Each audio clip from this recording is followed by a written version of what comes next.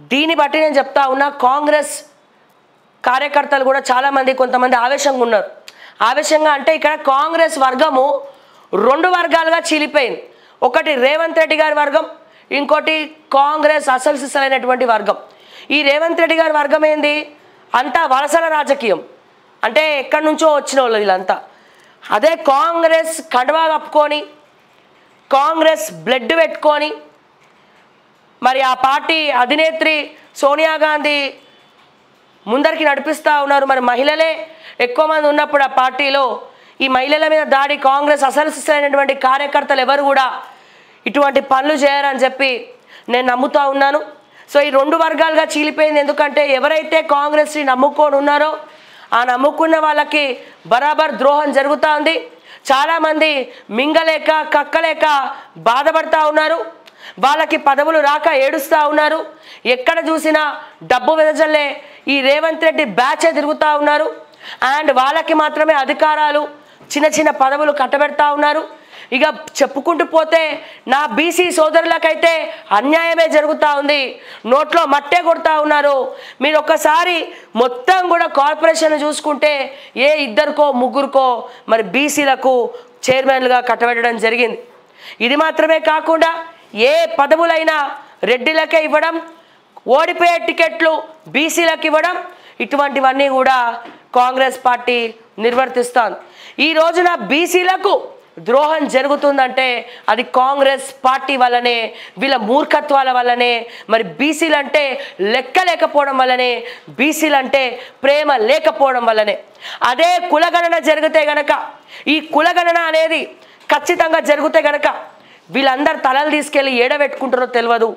ఎవడవునన్నా కాదన్నా తెలంగాణ రాష్ట్ర వ్యాప్తంగా ఎక్కువ ఓటింగ్ ఎవరికైనా ఉంది అంటే దాదాపు 70-80% మంది బీసీలే ఉన్నారని చెప్పి నేను మరొక్కసారి తెలియజేస్తా ఉన్నా. మరి అటువంటి బీసీలకు చట్టసభలలో రిజర్వేషన్ అనేది కరువైపోయింది. మనం ఎస్సీ రిజర్వేషన్ అంటున్నాం, ఎస్సీ రిజర్వేషన్ అంటున్నాం. ఇక ఓసీ కంటే ఎట్లనో లేదనుకో. ఈ రోజున వెనకబడిన రిజర్వేషన్ ఏదైనా ఉంది అంటే అది ఓసీనే, మనస్ఫూర్తిగా చెప్తా ఉన్నా. అండ్ అట్లాగే బీసీనే.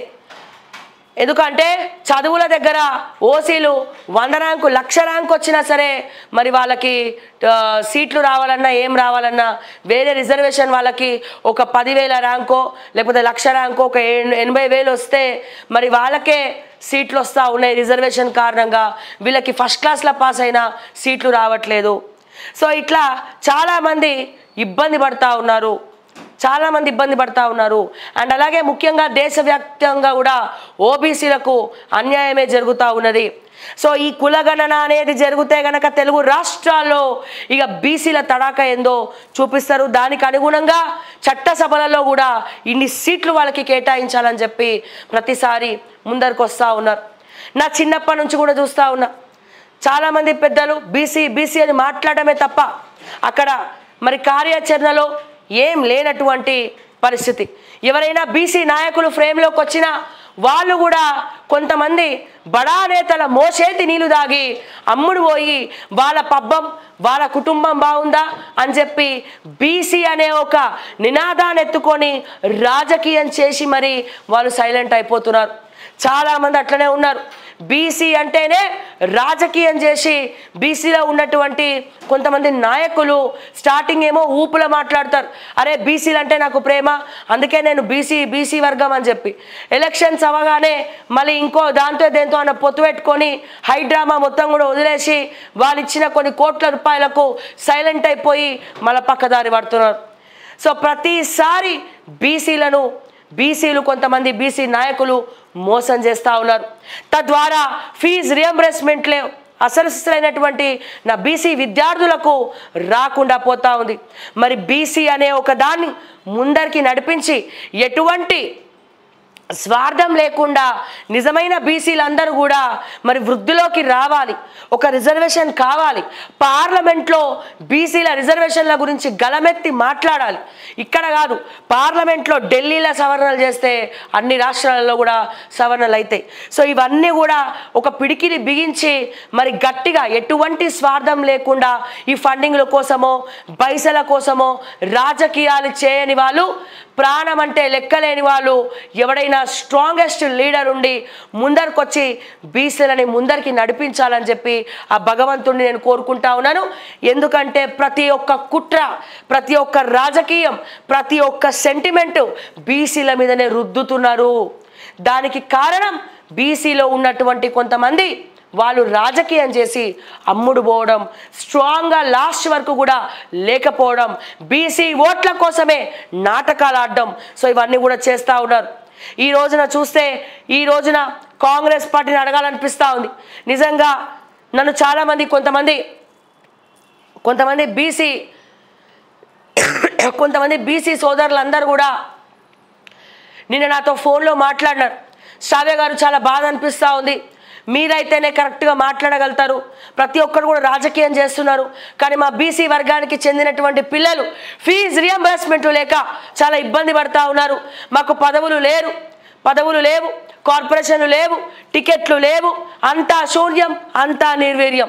మా బతుకులు ఎన్ని రోజులు గిట్లనే ఉండాలి, దేనికి నోచుకోకుండా ఇటువంటి పరిస్థితి దిగజారాల్సినటువంటి కర్మ మాకు పట్టింది. మాకు ఇంకా మమ్మల్ని ఆదుకునే నాదుడు లేడా? అట్లీస్ట్ మీరన్నా మాట్లాడండి. మాట్లాడే వాళ్ళు కూడా బీసీని రాజకీయం చేసే చూస్తూ ఉన్నారు, రాజకీయాలు చేస్తూ ఉన్నారని చెప్పి మరి కొంతమంది నాకు నిన్న నా బీసీ మిత్రులు కొంతమంది కాల్ చేయడం జరిగింది. సో అతి త్వరలో ఒక సెప్టెంబర్ 1st వీక్లో వాళ్ళు మన మార్నింగ్ న్యూస్కి కూడా రాబోతున్నారు, వాళ్ళ బాధను చెప్పుకోబోతున్నారు. మరి వీళ్ళందరూ కలిసి మోసం చేస్తున్నారు, రాజకీయం చేస్తూ ఉన్నారు, కానీ అసలు సిసలైనటువంటి నిరుపేద బీసీలకు తుంగలో తొక్కేస్తున్నారు. వాళ్ళకి ఎటువంటి రిజర్వేషన్ల విషయంలో కావచ్చు, మార్కుల విషయంలో కావచ్చు, ఎగ్జామ్స్ విషయంలో కావచ్చు, సీట్ల విషయంలో కావచ్చు, వాళ్ళ గుండెల్లో తూట్లే పొడుస్తున్నారని చెప్పి చాలామంది ఇబ్బంది పడుతున్నారు రిజర్వేషన్ లేక. మరి ఈ ముఖ్యంగా ఈ విద్య అనే దాంట్లో అండ్ అలాగే ఫీజు రియంబర్స్మెంట్లు కూడా ఆగిపోయినాయి అని చెప్పి మాట్లాడుతూ ఉన్నారు. సో ఇవన్నీ కూడా జరగాలంటే ఒక దమ్మున్న నీతి నిజాయితీతో కూడినటువంటి వాడు, నిస్వార్థపరుడు కావాలి మనకి. ఎటువంటి రాజకీయానికి సంబంధం లేని వాళ్ళు ముందుండి ఉద్యమాన్ని నడిపిస్తే తప్ప ఈ బీసీలకు మరి మోక్షం కలిగేలాగా లేదు, బీసీ రిజర్వేషన్ వచ్చేలా లేదు. సో ఇవన్నీ కూడా చాలా ఉన్నాయి అంశాలు మాట్లాడుకోవాలంటే. సో కాంగ్రెస్ పార్టీ బీసీలకు ఏం పెట్టిందయ్యా అంటే నోట్లో మట్టే కొట్టింది, రెడ్డిల పాలనే నడుస్తూ ఉంది. అప్పుడంతా వెలమల నడుస్తే ఇప్పుడంతా రెడ్డిలు నడుస్తూ ఉన్నాయి. రెడ్డిలు ఏకి హే అని చెప్పి. ఇంకా ఏం జరుగుతుందంటే పక్క పార్టీల రెడ్డిలు ఎవడన్నా తప్పు చేసినా, పక్క పార్టీల రెడ్డిలు ఎవరైనా స్కామ్ చేసినా ఈ రెడ్డి అనే ఒక ట్యాగ్ ఉంది కాబట్టి వాళ్ళని వదిలేస్తున్నారు, వాళ్ళని ఫ్రంట్ లైన్లోకి తీసుకురావట్లే. సో ఇవన్నీ కూడా జరుగుతూ ఉన్నాయి.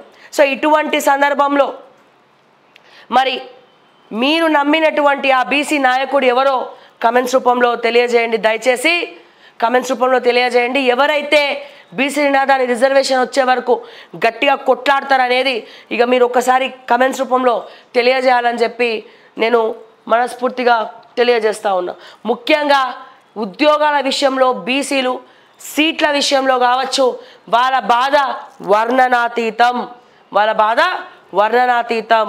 మరి ప్రతిసారి దీని గురించి మాట్లాడే నాయకుడు లేడు. సరే ఎవడైనా నాయకుడు మాట్లాడతాడని చెప్పి ఓట్లేసి చట్టసభలకి పంపిస్తే అక్కడ పోయి వీళ్ళు పాన్పరాకులు తినుకుంటూ వచ్చేస్తారు వెనకాల. కానీ ఎవరు కూడా దాని గురించి మాట్లాడే ప్రసక్తే లేదు, మాట్లాడే నాదుడు కూడా కనబడతలేడు. సో దయచేసి ఒక స్ట్రాంగెస్ట్ లీడర్ ఉండాలి బీసీలకు అని చెప్పి నేనైతే కోరుకుంటా ఉన్నాను. అండ్ అదే రకంగా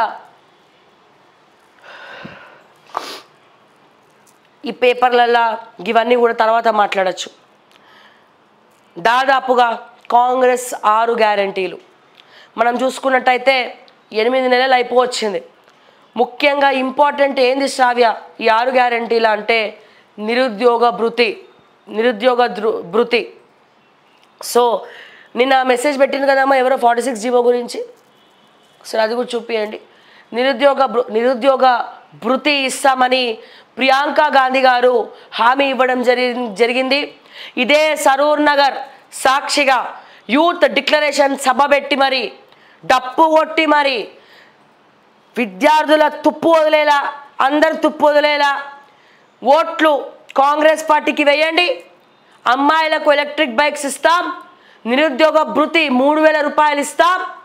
అండ్ అట్లాగే ముఖ్యంగా మాట్లాడుకోవాల్సినటువంటి అంశం ఏంటంటే 10వ తరగతి చదివినోడికి 10,000 ఇస్తాం, ఇంటర్ కంప్లీట్ అయితే 15,000 ఇస్తాం, డిగ్రీ కంప్లీట్ అయితే 25,000 ఇస్తాం, పోస్ట్ గ్రాడ్యుయేషన్ అయితే 1,00,000 రూపాయలు ఇస్తాం, పిహెచ్డి చేస్తే ఇంకొద్దిగా అమౌంట్ ఇస్తాం, మీ చదువుకి చేయూతనిస్తామని చెప్పి మాట్లాడినటువంటి ప్రియాంక గాంధీ గారు ఎలక్షన్ అయిపోయిన తర్వాత ఢిల్లీకి అటు నుంచి అటే వెళ్ళిపోయినారు తప్ప ఒక్కసారి కూడా మళ్ళీ తెలంగాణ వైపు ఇట్లా తొంగి కూడా చూడలే. నేను అడుగుతా ఉన్నా, మిగతావన్నీ పిచ్చి పిచ్చివన్నీ పెట్టిర్రు, గవ అయ్యేవి కావు, పెట్టేది కావు, 6 గ్యారెంటీలు అయ్యేవి కావు. అప్పుడు కూడా చాలామంది పెట్టేవాళ్ళు కమెంట్లు పెడుతురు. అప్పుడు కూడా మేము మాట్లాడినాం, తెలంగాణ అప్పుల పాలైంది, పైసలు లేవన్నప్పుడు ఉచిత పథకాలకి ఇవన్నీ కూడా 6 గ్యారెంటీలు ఎట్లా వర్కౌట్ అవుతాయి, దయచేసి సవరణలు చేయండి అని చెప్పి మేము చెప్పడం జరిగింది. అప్పుడు వీళ్ళు వినలే, ఎవడు వినలే. సరే పోనీ చేస్తామన్నారు, ఏం చేస్తుండ్రా నాయన అంటే గుండు సున్నా చేస్తున్నారు. తీరా చూస్తే 50,000 కోట్లు అప్పయింది. మొత్తం తెలంగాణ మొత్తం చుట్టూ తిరిగి వచ్చిన ఈ 50,000 కోట్లు తీసుకుపోయి ఏడబెట్టిండ్రా నాయన అంటే గాడిద గుడ్డే కనబడుతుంది.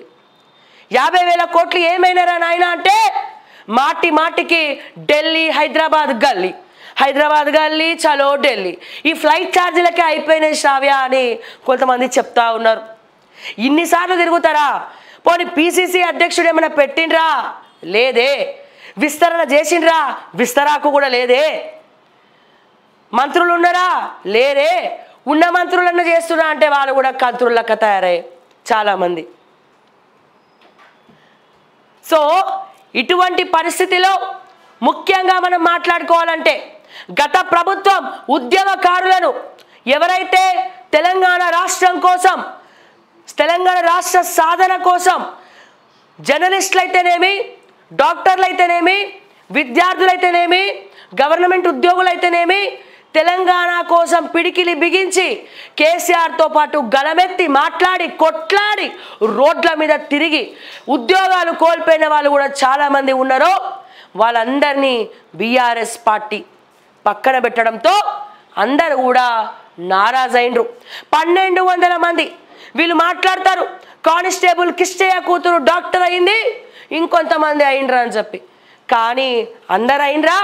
1,200 మంది బలిదానాలు జరిగితే 1,200 మందిని ఎంతమందిని ఆదుకున్నారు?